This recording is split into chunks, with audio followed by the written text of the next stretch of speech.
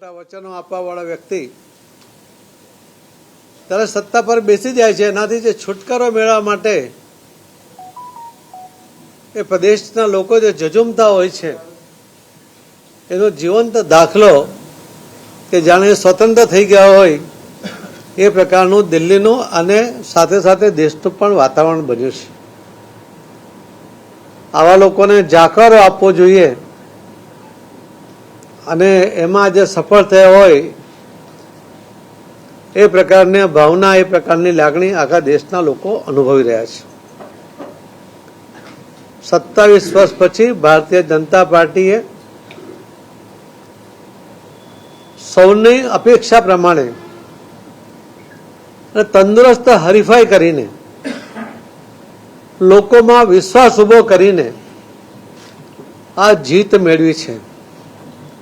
માનનીય પ્રધાનમંત્રી શ્રી નરેન્દ્ર મોદી સાહેબે આખા એમનો જે અશ્વમેઘ યજ્ઞ જે આખા દેશમાં ફરી રહ્યો છે એમાં જે 3 રાજ્યોના છેલ્લા ઇલેક્શન એની અંદર આપણને જે જોવા મળ્યું છે, રાજસ્થાન હશે, હરિયાણા હશે, મહારાષ્ટ્ર હશે, મધ્યપ્રદેશ હશે અને દિલ્હી, આ દરેક જગ્યાએ જે રીતે કોંગ્રેસનો સફાયો થયો, આપ પાર્ટીનો સફાયો થયો અને આ ઘમંડી લોકો એમને આજે જાકારો આપવામાં, એમને બહાર કાઢવામાં સફળ રહ્યા છે. મોદી સાહેબ ક્યારેય જૂઠા વચનો આપતા નથી.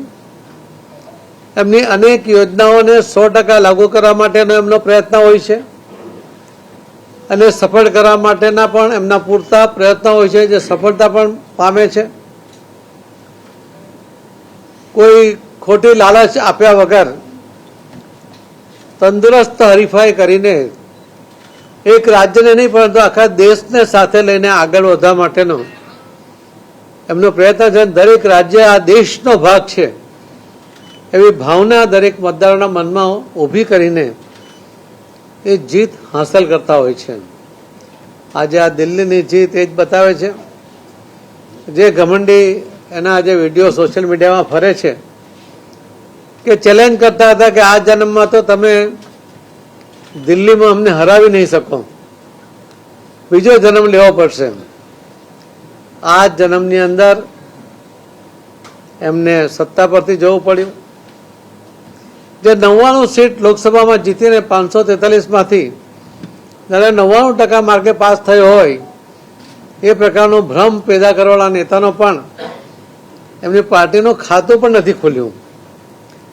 કદાચ આખા દેશમાં જે નેશનલ પાર્ટી હતી